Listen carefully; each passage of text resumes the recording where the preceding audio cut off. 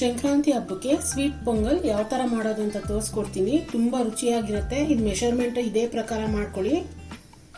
ಅರ್ಧ ಕಪ್ಪು ಹೆಸರುಬೇಳೆ ತೊಗೊಂಡಿದ್ದೀನಿ, ಅಂದರೆ 50 ಗ್ರಾಮ್ ಇದೆ.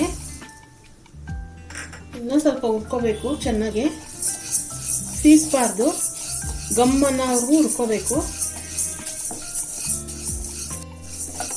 ನೋಡಿ, ಈ ಥರ ಲೈಟ್ ಗೋಲ್ಡಿಶ್ ಬ್ರೌನ್ ಕಾಣತ್ತಲ್ಲ, ಇಷ್ಟಾದರೆ ಸಾಕು. ಇವಾಗ ಇದಕ್ಕೆ ಅರ್ಧ ಕಪ್ ಹೆಸರುಬೇಳೆ 50 ಗ್ರಾಮ್ ಇದೆ, ಅರ್ಧ ಕಪ್ಪು ಅಕ್ಕಿ 50 ಗ್ರಾಮ್ ಇದೆ. ಇದನ್ನ ಚೆನ್ನಾಗಿ ತೊಳ್ಕೊಂಡಿದ್ದೀನಿ. ಇದನ್ನ ಬೇಯಕ್ಕೆ ಹಾಕೋಬೇಕು. ಇದ್ರ ಜೊತೆನೆ ಇದಕ್ಕೆ ನೀರು ಹಾಕಬೇಕು ಬೇಯಕ್ಕೆ.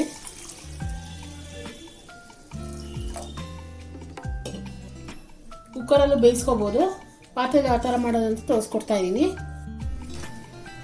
ಇದಕ್ಕೆ ಒಂದು 8 ಕಪ್ ಅಷ್ಟು ನೀರು ಹಾಕ್ಕೊಂಡಿದ್ದೀನಿ. ಇದನ್ನ ಬೇಯಕ್ಕೆ ಬಿಡಬೇಕು.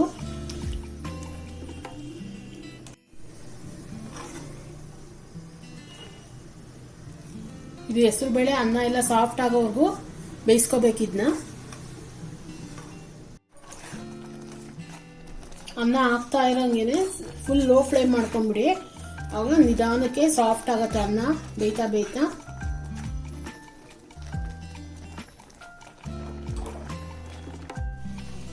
ಇವಾಗ ಬೆಲ್ಲ ಕರಗಿಸ್ಕೋಬೇಕು. 1 ಕಪ್ ಬೆಲ್ಲ ತಗೊಂಡಿದ್ದೀನಿ. ಒಂದು 100ರಿಂದ 125 ಗ್ರಾಮ್ ಬೆಲ್ಲ ಇದೆ. ಒಂದು 1/4 ಕಪ್ ಅಷ್ಟು ನೀರು ಹಾಕೋಬೇಕು ಕರ್ಗಕ್ಕೆ.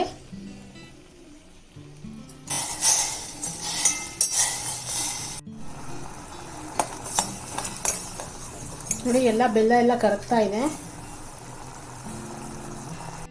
ನೋಡಿ, ಅನ್ನ ಎಲ್ಲ ಬೆಂದಿದೆ, ಸಾಫ್ಟ್ ಆಗಿದೆ, ಕರೆಕ್ಟಾಗಿದೆ ಅನ್ನ. ಪೊಂಗಲ್ ಅಂದರೆ ಸಾಫ್ಟ್ ಆಗಿರುತ್ತಲ್ಲ, ಅನ್ನ ಅಕ್ಕಿ ಅಕ್ಕಿ ಇರಬಾರ್ದು. ನಾನು ಹೇಳಿರೋ ಮೆಷರ್ಮೆಂಟಲ್ಲೇ ಮಾಡಿಕೊಡಿ, ಚೆನ್ನಾಗಿರುತ್ತೆ. ಹೈ ಫ್ಲೇಮ್ ಮಾಡಬೇಕು ಕುದಿಬೇಕಾದ್ರೆ. ಆಮೇಲೆ ಅರ್ಧ ಬೆಂದಾದ್ಮೇಲೆ ಫುಲ್ ಲೋ ಫ್ಲೇಮ್ ಮಾಡಿಬಿಟ್ರೆ ಅದು ಆ ನೀರಲ್ಲೇ ಕ್ಲೀನಾಗಿ ಬೇಯುತ್ತೆ, ಸಾಫ್ಟ್ ಆಗುತ್ತೆ ಅನ್ನ ಎಲ್ಲ. ಇವಾಗ ಬೆಲ್ಲ ಕರಗಿಸ್ಕೊಂಡಿದ್ವಲ್ಲ, ಇದನ್ನ ಹಾಕೋಬೇಕು, ಸೋಸ್ಕೋಬೇಕು. ಮಣ್ಣಿರುತ್ತೆ ಅಂತ ಕರಗಿಸ್ಕೊಳ್ಳೋದು ಬೇಡ. ಇನ್ನು ಸ್ವಲ್ಪ ಒಂದು 5 ನಿಮಿಷ ಕುದಿಯಕ್ಕೆ ಬಿಡಬೇಕು. ಇದನ್ನ ಲೋ ಫ್ಲೇಮ್ ಮಾಡಿಬಿಟ್ಟು ಕುದಿಯಕ್ಕೆ ಬಿಡಬೇಕು. ನೋಡಿ, ಬೆಲ್ಲ ಎಲ್ಲ ಕುಡ್ಕೊಂಡಿದೆ, ಅನ್ನಕ್ಕೆ ಎಲ್ಲ ಹೊಂದ್ಕೊಂಡಿದೆ, ಕರೆಕ್ಟಾಗಿದೆ. ಇವಾಗ ಇದಕ್ಕೆ 1 ಕಪ್ಪು ಕಾಯಿ ತುರಿ ಹಾಕೋಬೇಕು.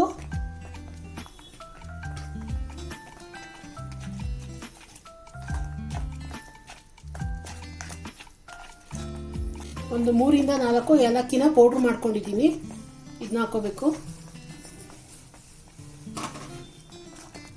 ಇವಾಗ ಇದಕ್ಕೆ ದ್ರಾಕ್ಷಿ ಗೋಡಂಬಿ ತುಪ್ಪದಲ್ಲಿ ಹುರ್ಕೊಂಡು ಹಾಕೊತೀನಿ. ಇವಾಗ ಇದು ರೆಡಿ ಆಗಿದೆ.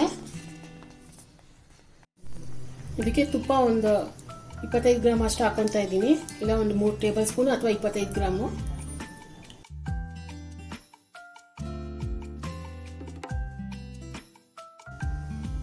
ಒಂದು 25 ಗ್ರಾಮ್ ಗೋಡಂಬಿ ಹಾಕೋಬೇಕು.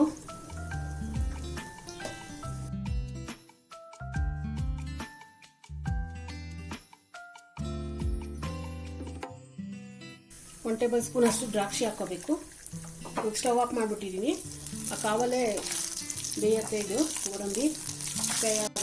ಇವಾಗ ಪೊಂಗಲ್ ಮಾಡ್ಕೊಂಡಿದ್ದೀವಲ್ಲ, ಇದಕ್ಕೆ ಹಾಕೋಬೇಕು.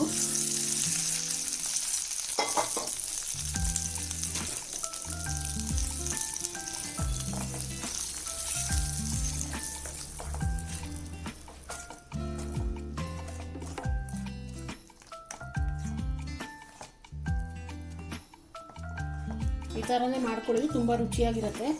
ಮೆಷರ್ಮೆಂಟ್ ಎಲ್ಲ ಕರೆಕ್ಟಾಗಿದೆ. ಇದು ಸರ್ವಿಂಗ್ ಬೌಲ್ಗೆ ಹಾಕೊತೀನಿ. ಇದನ್ನ ನೋಡಿ, ಸಂಕ್ರಾಂತಿ ಹಬ್ಬಕ್ಕೆ ವಿಶೇಷವಾಗಿ ಸ್ವೀಟ್ ಪೊಂಗಲ್ಲು, ತುಂಬ ರುಚಿಯಾಗಿರೋ ಪೊಂಗಲ್ಲು ಯಾವ ಥರ ಮಾಡೋದು ಅಂತ ತೋರಿಸ್ಕೊಟ್ಟಿದ್ದೀನಿ. ಇದು 3 ಜನಕ್ಕೆ ಆಗೋಷ್ಟು ಪೊಂಗಲು. ಕಮ್ಮಿ ಮೆಷರ್ಮೆಂಟಲ್ಲಿ ಮಾಡೋದು ತೋರಿಸಿದ್ದೀನಿ. ಮನೇಲಿ ಮಾಡ್ಕೊಳ್ಳಿ, ತುಂಬ ಈಸಿಯಾಗಿ ಆಗ್ಬಿಡತ್ತೆ. ಇದು